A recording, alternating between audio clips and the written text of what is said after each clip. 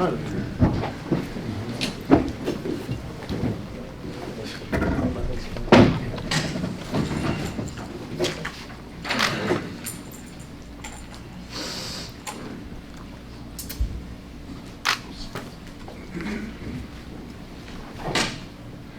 James, I know you mentioned the level of excitement and the expectations that you had for this building and playoff game one for into a dome. Just what can you say after having played it? It was a good start.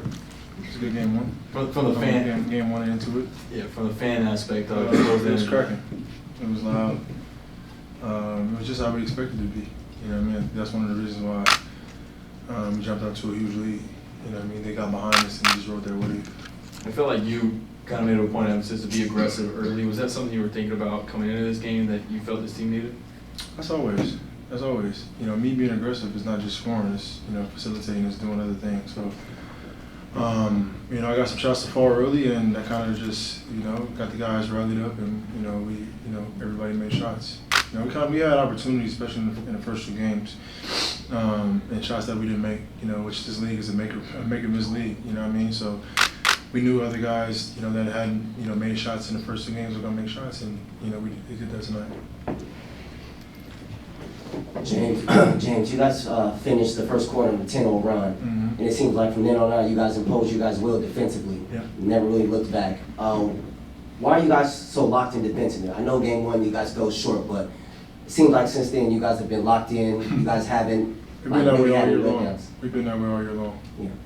Like that's our calling. Like that, we wouldn't even be in the postseason if it wasn't for our defense. So we know, like going to games, like no matter what happens offensively,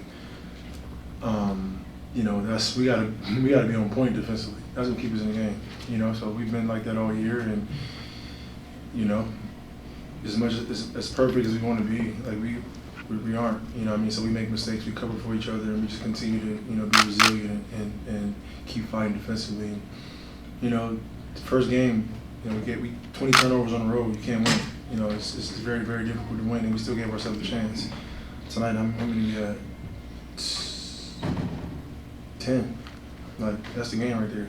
Game two, we had 10 as well. So you do that, and you rebound the basketball, you make shots, you give yourself a chance to win. JC, right? I'm curious to know, like, what the conversation at halftime was. You guys had a lead, and you know that you played well to start that second half, and you had control of the game. Like, what was the conversation like to just amongst each other to maintain control that y'all built and established? There were some things that we still could have gotten better at, like pick and roll. Jokic is up. You know, he's doing a good job of being up.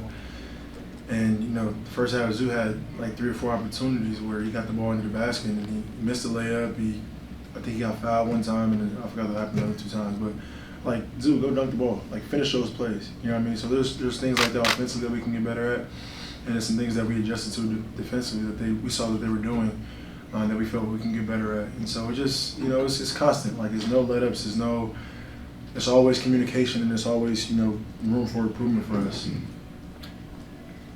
Was good, and also great game for you today, man. Also, I want to say, you being the vet, the OG of the team, what do you tell your teammates after that victory that y'all just had? Like, hey, it's just one game, but let's try to continue this throughout the rest of the season, or the rest of the series. We got to start preparing for game 4 now.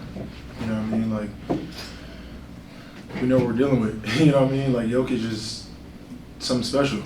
And those guys, you know, him, Aaron, AG, and Jamal, and Michael, they've been together for so many years, won a championship together. So they've been down in the series before. Like, for us, it's just, you know, we can't get too out. We're not celebrating like we do what we're supposed to do. You know what I mean? So I've been in the playoffs for 16 years, and for us, it's just, you know, preparing ourselves now for game 4. And the earlier we can get a jump on that, the better off we'll be. But it's gonna be even tougher for game 4. You know, we got to mentally prepare and know that. So tomorrow, film, we'll go over some things, we'll walk over some things, and we'll be ready to go for Saturday. James, the T-Lou JVG coaching pairing, for those that haven't been able to be in a practice or a huddle, Elite. what makes them so effective? Yeah. It's like the perfect relationship. I don't know. They just know what the hell they're doing. You know what I mean? Seriously, like they're always on the same page. Like, they don't overstep each other's toes. They, you know, tell us what we need to do on both ends of the ball, and you know, we go out there and do it. But it's just like, you know what I mean, they yin and yang, literally yin yang twins.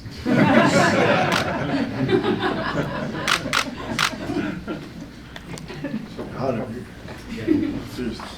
James, you guys have been priding yourselves on your defense, and it feels like your defense wouldn't be as good as it would be without the camaraderie and chemistry you guys have. Like, we've seen the team photos you guys post and everything. Can you just tell us about, like, what's that chemistry been like and that camaraderie as you head into that playoffs? Because you can see everybody celebrating for each Very, other. very fun. Like, this is what when you think about an NBA team, this is what you envision. I've been on several different teams, and it's probably one of the coolest teams in the sense of like everybody understands who each other is, accept them for who they are, and go out there and compete and have each other's back. Knowing like who's the guys, this is what you're great at, this is what you're great at, this is what your weakness is, but we can cover up for that. Like, we all know, and that's what makes this team so special. So, we got a big game for us, and this is our first time going through this postseason. And as long as we continue to communicate and have each other's back, like good things are bound to happen for us. Two more. James, back there. You had mentioned like this is one of the coolest teams you've ever been on. Yep. You talking about just what it means to you to play with a bunch of selfless guys. Yeah. Guys who just want to play defense and want to Sacrifice. Yeah, that's a part of it. You know what I mean? Like, guys probably feel like they need to be shooting the basketball more, or getting more touches, or running more plays, for whatever you want to call it. Like, these guys know that the ball's gonna get to them eventually. You know what I mean? However that looks. And T-Lou and our coaching staff do an unbelievable job of like mixing it in. And for me, my job is easy. You know what I mean? I can score, but I'm the facilitator as well. So I can understand when guys are getting shots, when guys are going, and when it's time for me to exert myself. And that's the cool part about it. You know what I mean? I'm like running the show, but understanding like, hey, Zoo might have it going tonight, or Norm, or Y might have it going. And I'm cool enough to where if I don't got it going, or if those guys got it going, I can facilitate and make other guys better, or get those guys who got it going that night the ball. So, it's possession by possession, it's game by game. Tonight was a collective group. Last game we see Y had it going. You know what I mean? First game I had it going. So it's a balance of just having each other's back, see who has it going, and then just riding the game. And it's going to dictate. It's going to show you, who got it going. So for our team, we got each other's back, and that's it's pretty cool to be around. Last one. James, I just want to know, what was the feeling like playing with such a loud and supportive crowd during the whole game? It was really loud. Probably the loudest it's been all year. We expected that, but like I said before, Game 4 needed to be even louder. Denver is a very, very tough team. They've been through it all, and they're not going to just give in. So we got to make sure that we come out ready to go, prepared for Game 4. Thanks, James. Thanks.